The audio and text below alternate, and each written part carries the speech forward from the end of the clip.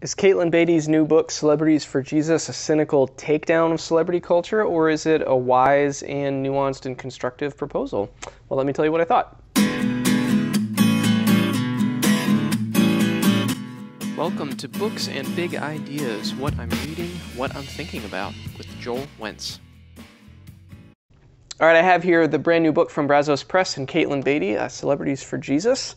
It's gotten a good bit of attention, so I wanted to give you some of my thoughts about it here on this channel, but I'll follow my typical format of main idea, research, readability, and reasonableness. So the main idea is pretty easy to discern from the title and the subtitle, but this is a look at what celebrity is, how it has impacted and infiltrated kind of especially mainstream evangelical culture in America, and asking and kind of interrogating the effect of celebrity on the church, on the church's witness, on the church's message in America. It's kind of all of that stuff kind of wrapped up in a book, but the through line is this very, very clear exploration of celebrity, and by the subtitle, how the subtitle says how these things are hurting the church, it does have that take on it. It's not really interested in defending celebrity, it's interested in exploring the negative kind of impacts of it.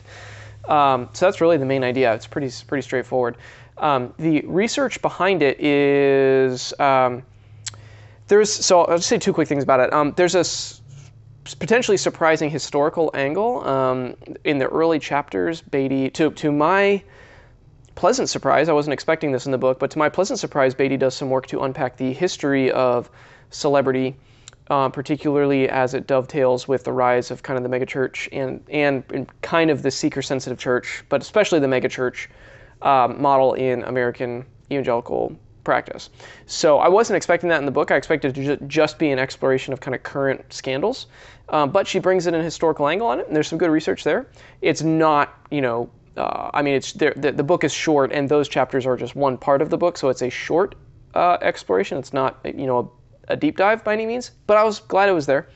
And then a lot of the other research is on current events. So she does a lot of quoting from articles, especially in particular because the events are so recent. There's not a lot of books written about them, but the names are not going to surprise anyone. She discusses Ravi Zacharias and Carl Lentz and Bill Hybels, a little bit about McDonald and the Calvary Chapel stuff, but a lot of the big name ones show up, the ones everyone kind of heard about show up here, and she pulls quotes from articles. She also does some primary research and interviewing, so know that that's part of the angle in the book. She has a lot of friends, especially in the publishing world, and she interviews a lot of people connected to these various incidents, and so there's some primary research there. So that's a bit of the research. It's a good smattering of historical stuff, current event stuff, and interviews.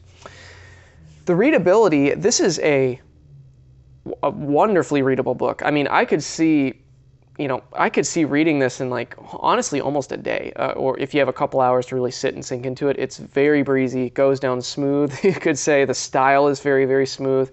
She's a very good writer. I mean, she's an editor at the press, so she's done her fair share of editing, certainly, but also clearly her fair share of writing. She's written for a lot of publications, so it's very honestly pleasant to read from a stylistic perspective. So, that should, if you're not a big reader, but you're interested in the topic, this is going to be a really, really easy book to pick up and get through pretty quickly.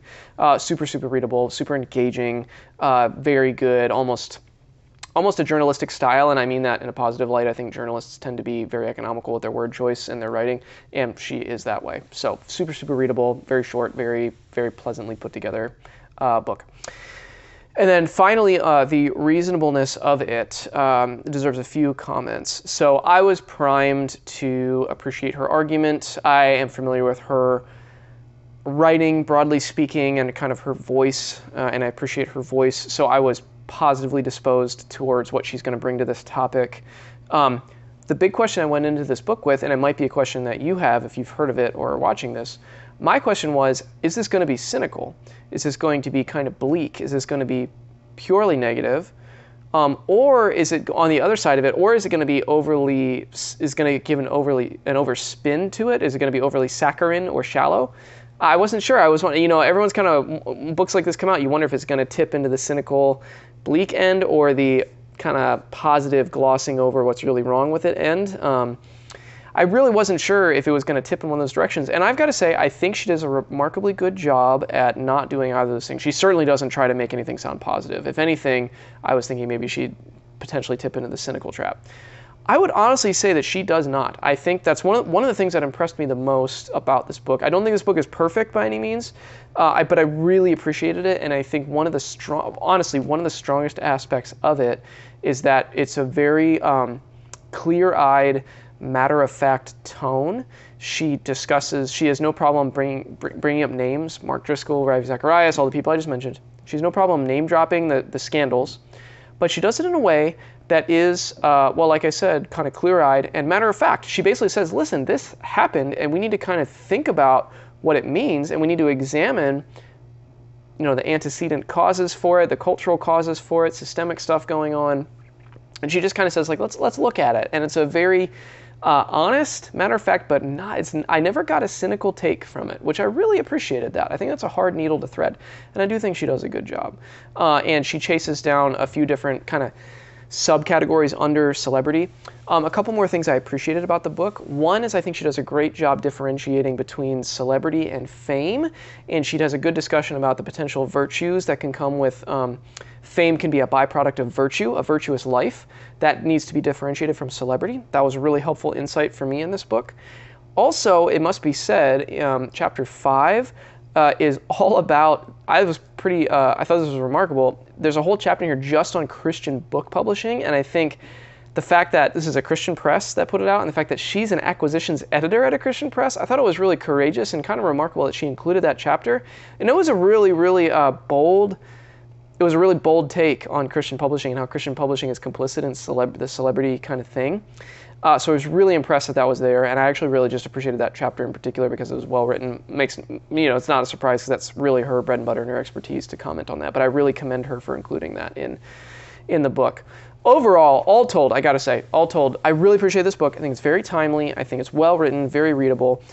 If anything, it's almost a little soft, if one could say that, in terms of cutting down what's wrong with Christian celebrity. I think she's gotten this isn't a pushback per se, or even maybe it's a critique, I don't know. She's getting some pushback from people saying that she should have been harder on Christian celebrity. I don't want to necessarily say that, because I think had she gone much harder into it, it could have tipped into that cynicism trap I was talking about. So she's in a little bit of a double bind there. It's like if she really rips into it, she's going to be accused of being cynical. If she doesn't, she's going to be accused of being soft. And I get that. But I do think that when I finished the book, when I put it down, I thought, she actually could have probably been a little harder. She probably could have leaned just a little bit more into a sharper critique. So take that for what it's worth. I will say that I think the last chapter, in which she meditates on the obscurity of Jesus, the obscurity of Jesus as the Messiah who absolutely resolutely did not seek celebrity and fame, there's just some really beautiful and moving writing in that chapter in particular, some stuff that really affected me. As someone who, I have no delusions of grandeur about my platform by any means. I just do this YouTube thing because I enjoy it. But if I'd be lying if I didn't say that the temptations towards celebrity and the temptations towards influence are not there.